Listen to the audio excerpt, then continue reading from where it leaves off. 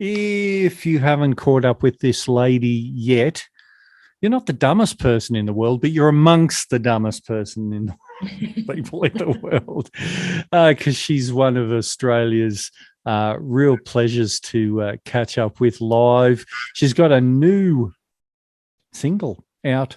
Now, I've got to get the title right because it's not very tricky, but I'm not very smart. Love, Hate, Love Again single. Hello, TC Cassidy. How are you? Hey, how are you, Dan? I'm really well. What a great single that is, and you can't not love it, I reckon. Oh, thank you. It's one of my faves on the album, actually. The album's not too far away. 16th of September is the official release date. What's it going to be Um, called? it's actually the title track is called Traveling Heart. So that'll be the third single release on the same day that the album drops. Yeah, Yeah, you got to have a single with an album these days. That's absolutely, the you do. rules.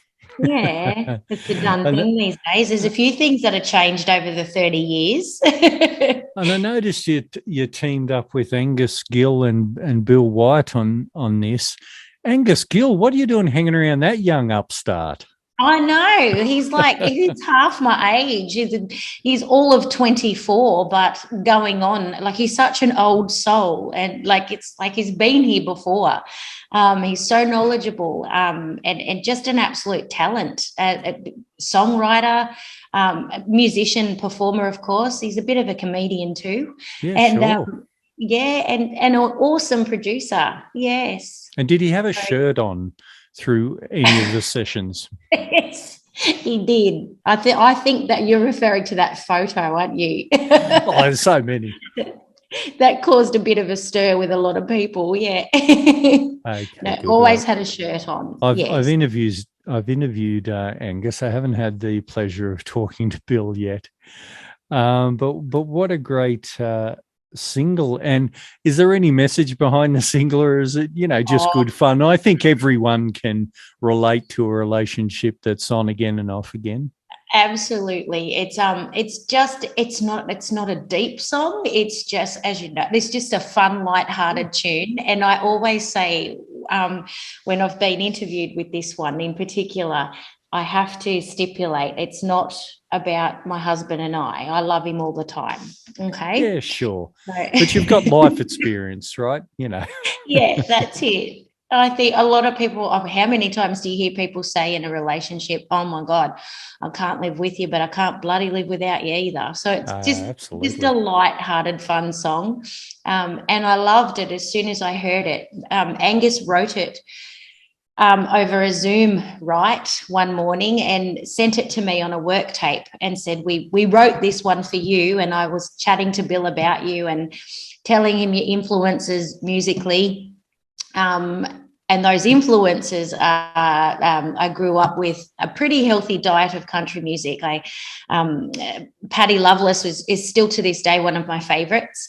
Emmylou Harris, Dolly Parton, of course, she's got to be in everyone's collection. Mm. So I think this song is kind of elements of all that. It's got elements of folk, bluegrass even, and even Cajun, because it features a which you probably would have noticed in the throughout the track, there's a piano accordion, so Sure. it gives it a little bit of a Cajun feel as well. So all the elements that I've loved and grown up with. So I rang Angus and I said, I really have to have this one. And he's like, well, duh, we wrote it for you. And That was I rude. couldn't wait to get in the studio to put my stamp on it. Yeah. Bit Very, of a very toe good. tapper. It's absolutely a toe tapper, and Yeah. catch up with that one. Just talking about Mhm. influences like Emmy Lou, I know a lot of, and Dolly, but Paddy Loveless, I don't know so much. Do you want to tell us a little bit about Oh, her? well, Patty Loveless is she's from bluegrass origin. Was her pretty much her history, and still to this day has a lot to do with the bluegrass genre, of course. Mm. And she was quite big in the, well, a lot of people were big in the 90s, in the American country scene, and I have to say that's probably my favorite to this day era. of the American country music. I loved, so Paddy Loveless made it quite big, where she came out with a song called Blame It On Your Heart. It's when I really took notice of Paddy Loveless. I was probably, I'm guessing I might have been about 13, 14. And then just discovered her, and then went back to when she started and everything. And I've just been a huge fan of her ever since.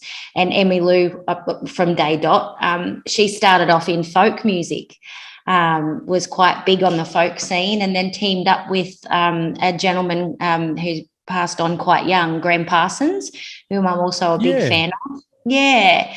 I didn't know he was. I didn't even know he was sick. As we say in the industry. Oh my goodness, that's funny. No, I had no idea. I only knew him from a long time ago, because I think he was only, don't quote me, he was 29, I think, when he passed away. Yeah, so quite young. But Emmylou did a lot of young. Oh, it's too young, but she did a lot of work with him and recordings with him as well. But yes, if you need to look up Paddy Loveless, she's brilliant. She's still performing. She's I actually don't know how old she'd be now, but possibly 60 odd. But yeah, she's one of my favorites. She's only a pup. She is. A pup. She's still got another. Well, if you look at Dolly, don't know how old Dolly is, but she's in her mid-70s. Mid-70s. She might even be 76. Yeah. She's not as old as Paul McCartney, but so few people are. But he's still good, and so is Dolly. And but anyway, so moving on to you. I mean, you started very young. Was it a musical family? No. Well, Mum. No, I'm an only child, and Mum and Dad, they weren't musical as in performers or singers. However, my grandmother was a really, really good singer, which is my dad's side, and my mother's uncles used to be very good yodelers, I do believe. So I guess it's come from both sides, but it missed Mum and Dad. And but I had a very, very healthy diet of country music thanks to Dad. It was because of Dad that I was heavily influenced by the artists that I mentioned. Emmylou, Merle Haggard was a regular on the playlist at home. Willie Nelson, Johnny Cash, of course. So I just grew up with it. So it was inevitable, I guess. Even if Dad didn't have a love of country music, I think I would have gravitated to it at some point, because it's part of me. Yeah. Yeah. So what about Marty Robbins? I was listening to a heap of Marty Robbins yesterday. Yeah. Were you? Do you like him? Yeah. What were you listening to? El Paso? Just, I looked at a playlist. It said 100 Marty Robbins hits. I thought, well, I don't know whether he does have 100. Well, let's find out. Yeah. So and you listened I hit it. Not all of them, of course. That would have been a big chunk of my day. Yeah, you'd still be going. You know, he's good. Merle Haggard, everyone seems to like in country music.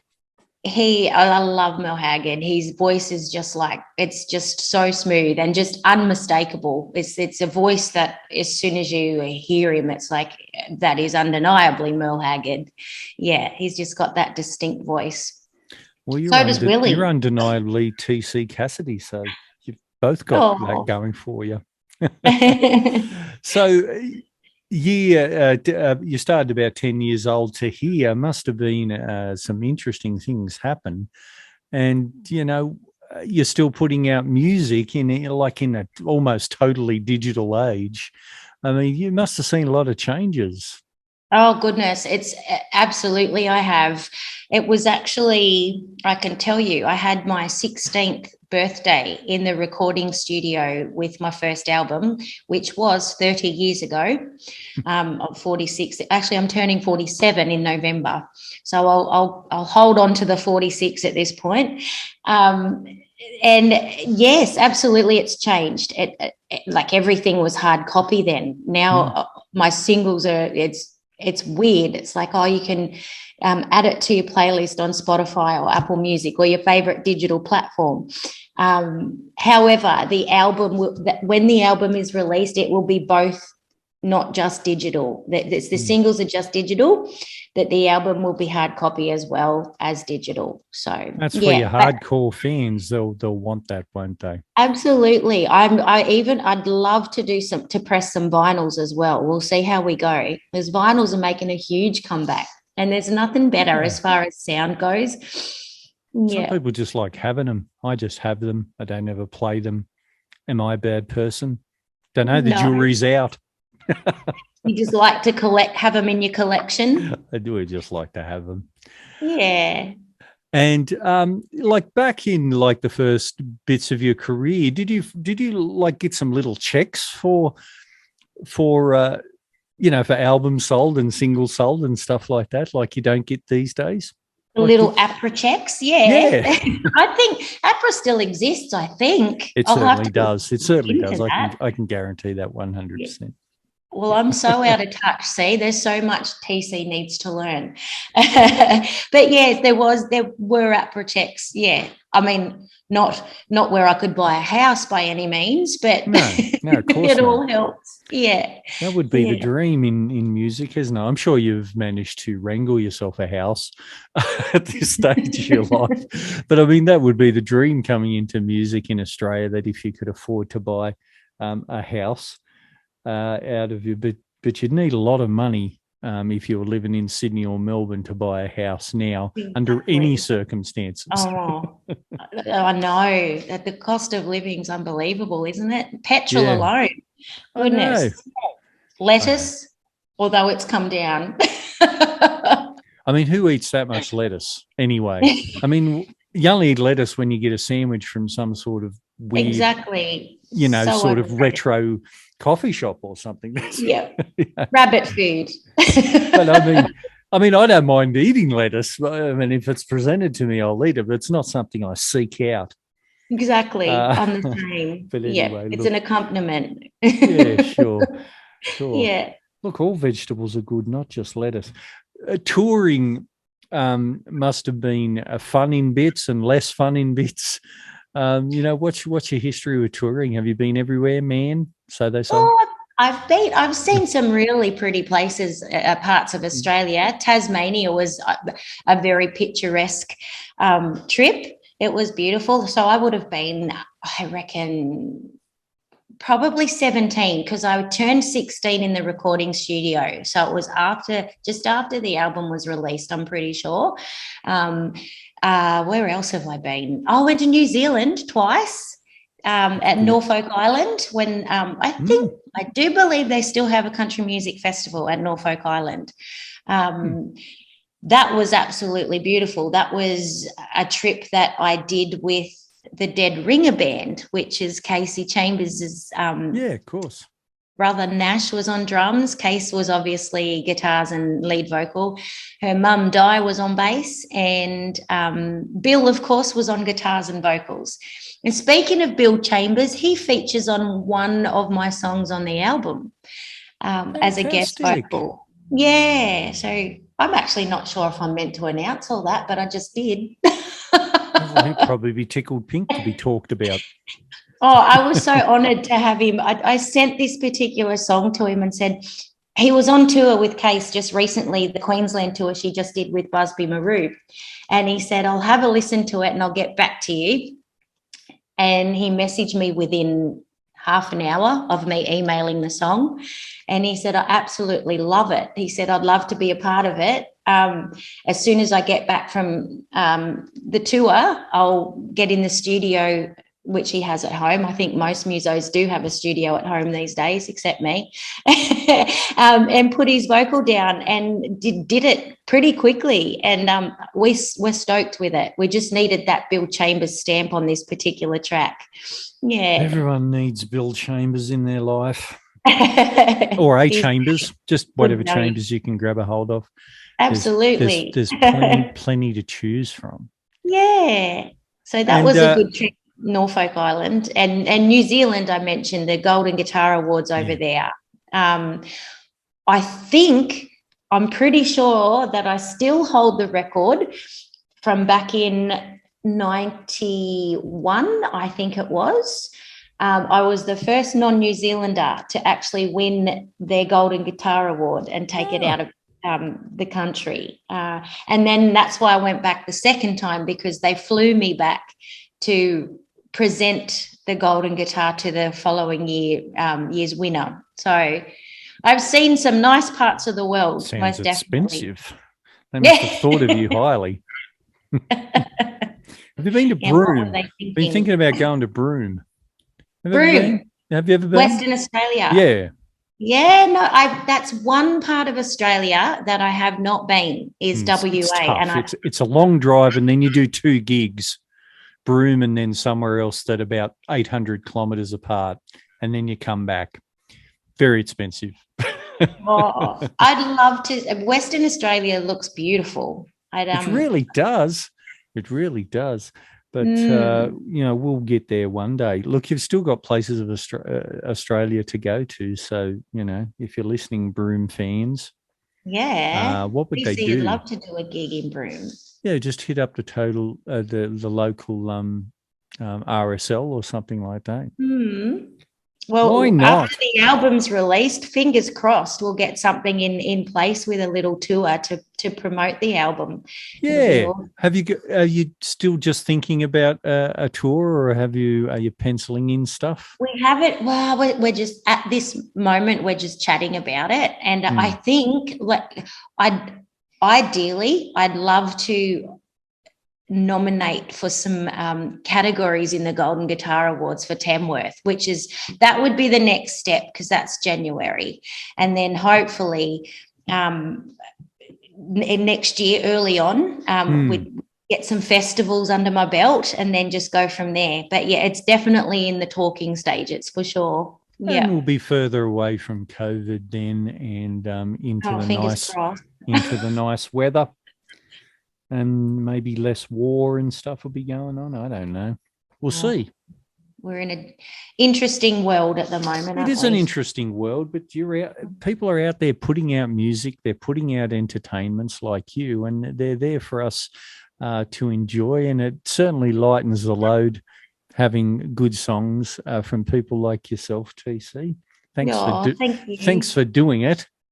We love doing it. I think being a musician, you'd have to love doing it, because it's not all, like a lot of people think, oh God, how cool is it? Like there's ups and downs. It's not all glitz and glamour like everybody thinks. You absolutely, if someone's in the game doing it for as their full-time job, they absolutely love it, because you'd have to love it to do it. There's a lot of traveling, and there's and what about those managers and agents and stuff like that? They're always cutting into your profits. I'm only joking.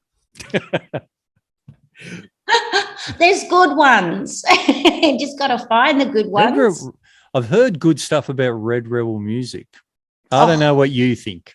Oh, they are awesome. God love Kaz Waters. She's the best. She's absolutely brilliant. She works tirelessly for us artists, and it doesn't go unnoticed by any means. She's just a great, great human being. And she sets up so many interviews and shows and much more, that a lot of stuff that goes on behind the scenes that people don't realize. But yes, let's give Kaz a big plug from Red Rebel Music. She's amazing. We plugged so many people in the last 16, 17 minutes. We're really plugging hard. And we'll plug you again, TC Cassidy. Love, Hate, Love Again is the latest single. The single before that was Ain't Too Late, open parentheses, to start again, close parentheses. Ain't too late to start again. That's another classic too. And I didn't jot down the name of the album, but I'm sure you'll be happy to tell me again. Traveling Heart. We've decided. Yeah. Traveling, double L, because we're Australian. That's right. Heart. That's the one. Good. So 16th of September is release date for that. And we're having a pre-launch a couple of weeks before on the 2nd, simply because Angus will be out of the country on the 16th of September. So hoping that he'll come and bring all his gaggle I of think fans. I feel funny doing an album launch without the producer there. It just wouldn't feel right. I suppose so. So we thought we'd have it a couple of weeks before. Yeah. Well, let's catch up next year when you're touring around, and sounds good. That'll be fun.